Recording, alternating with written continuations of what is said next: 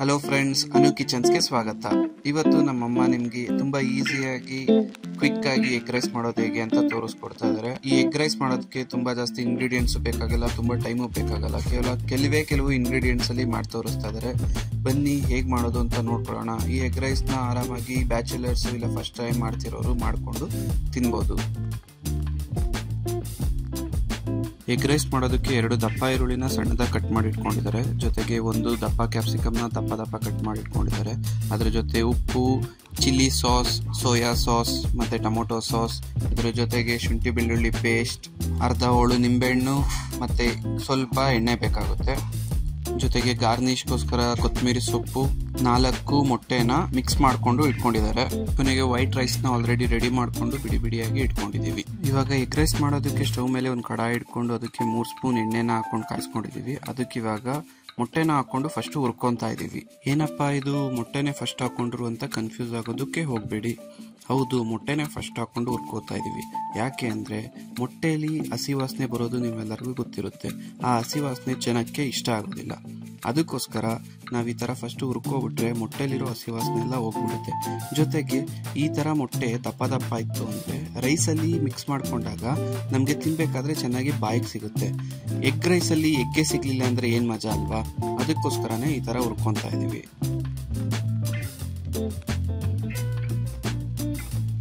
ಮೊಟ್ಟೆ ಹಸಿ ವಾಸನೆ ಹೋಗಂಟ ಚೆನ್ನಾಗಿ ಹುರ್ಕೊಂಡಿದ್ದಾರೆ. ಇವಾಗ ಇದೇ ಮೊಟ್ಟೆಗೆ ಒಂದು ಸ್ವಲ್ಪ ಉಪ್ಪು ಮತ್ತೆ 1/4 ಸ್ಪೂನ್ ಅಷ್ಟು ಕಪ್ಪು ಮೆಣಸಿನ ಪುಡಿ 2 ಹಾಕೊಂಡು ಸ್ವಲ್ಪ ಮೊಟ್ಟೆನ ಚೆನ್ನಾಗಿ ಮಿಕ್ಸ್ ಆಗೋವರೆಗೂ ಹುರ್ಕೋತಾ ಇದ್ದಾರೆ. ಒಬ್ಬೊಬ್ಬರು ಎಗ್ ರೈಸ್ ಮಾಡೋ ಮೆಥಡ್ ಒಂದೊಂದ್ ತರ ಡಿಫ್ರೆಂಟ್ ಆಗಿ ಇರುತ್ತೆ. ನೀವು ಕೂಡ ಈ ತರ ಮೆಥಡ್ ನಲ್ಲಿ ಒಂದ್ಸತಿ ಎಗ್ ರೈಸ್ ನ ಟ್ರೈ ಮಾಡಿ ನೋಡಿ, ನಿಮ್ಗೂ ಇಷ್ಟ ಆಗುತ್ತೆ ಅಂತ ಅನ್ಕೋತೀನಿ. ಮೊಟ್ಟೆನ ಉಪ್ಪು ಮತ್ತೆ ಮೆಣಸಿನ ಪುಡಿ ಜೊತೆ ಚೆನ್ನಾಗಿ ಹುರ್ಕೊಂಡಿದ್ದಾರೆ. ಇವಾಗ ಇದನ್ನ ಒಂದು ಪ್ಲೇಟ್ಗೆ ಎತ್ಕೊಂತಾ ಇದೀವಿ. ಇವಾಗ ಅದೇ ಬಾಣ್ಲಿಗೆ 3 ಸ್ಪೂನ್ ಎಣ್ಣೆನ ಹಾಕೊಂತಾ ಇದೀವಿ.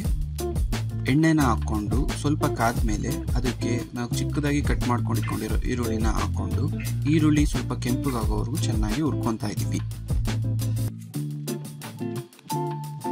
ಈರುಳ್ಳಿ ಜೊತೆ ದಪ್ಪಾಗಿ ಕಟ್ ಮಾಡ್ಕೊಂಡಿರೋ ಕ್ಯಾಪ್ಸಿಕಮ್ನ ಹಾಕೊಂತಾ ಇದೀವಿ. ಜೊತೆಗೆ ಇಲ್ಲಿ ಸ್ವಲ್ಪ ಉಪ್ಪನ್ನು ಮಿಕ್ಸ್ ಮಾಡ್ಕೊಳ್ಳೋಣ. ಯಾಕೆ ಅಂದ್ರೆ ಕ್ಯಾಪ್ಸಿಕಮ್ ಬೇಯೋದಕ್ಕೋಸ್ಕರ ಉಪ್ಪನ್ನ ಸೇರಿಸ್ಕೊತಾ ಇದೀವಿ.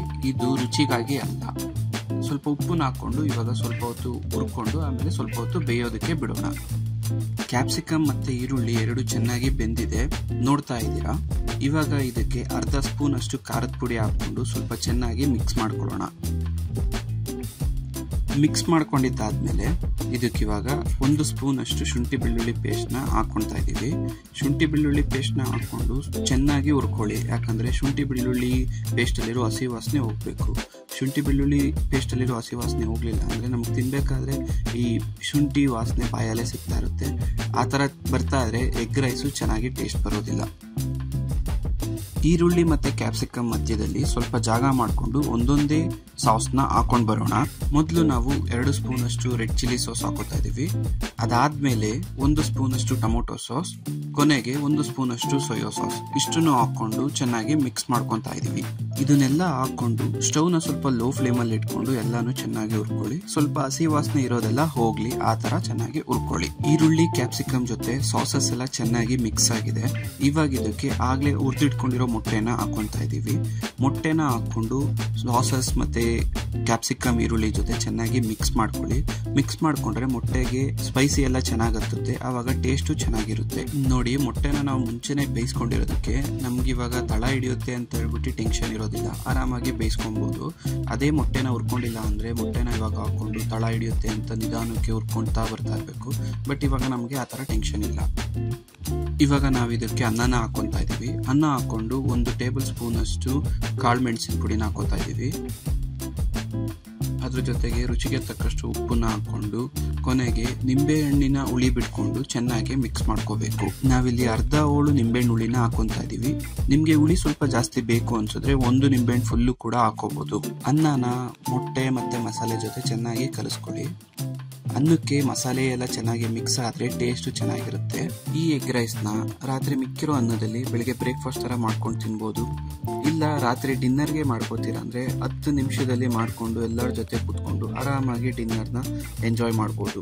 ಆ್ಯಸ್ ಯೂಶುವಲ್ ಈ ಥರ ಎಗ್ ರೈಸು ಮಕ್ಕಳಿಗೆಲ್ಲ ತುಂಬ ಇಷ್ಟ ಆಗುತ್ತೆ. ಸುಮ್ಮನೆ ಹೊರಗಡೆ ಎಗ್ ರೈಸ್ ತಿನ್ನೋ ಬದಲು ಮನೆಯಲ್ಲೇ ಎಗ್ ರೈಸ್ ಮಾಡಿಕೊಂಡ್ರೆ ಅವ್ರ ಹೆಲ್ತ್ ಕೂಡ ಆರಾಮಾಗಿರುತ್ತೆ ಮತ್ತು ಪೇರೆಂಟ್ಸ್ ಕೂಡ ಯಾವುದೇ ರೀತಿ ಟೆನ್ಷನ್ ಇಲ್ಲದೆ ಆರಾಮಾಗಿ ಇರ್ಬೋದು. ನಾರ್ಮಲ್ ಆಗಿ ಮಾಡ್ಕೊಳ್ಳೋ ಎಗ್ ರೈಸ್ಗಿಂತ ಈ ಎಗ್ ರೈಸ್ ಪ್ರೋಸೆಸ್ ಸ್ವಲ್ಪ ಡಿಫ್ರೆಂಟ್ ಆಗಿರುತ್ತೆ.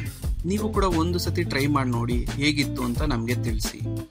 ಇದೇ ಥರ ಹೊಸ ಅಡುಗೆಗಾಗಿ ಅನು ಕಿಚನ್ಸ್ನ ಸಬ್ಸ್ಕ್ರೈಬ್ ಮಾಡಿ ಮತ್ತು ನಮಗೆ ಎನ್ಕರೇಜ್ ಮಾಡ್ತಾ ಇರಿ.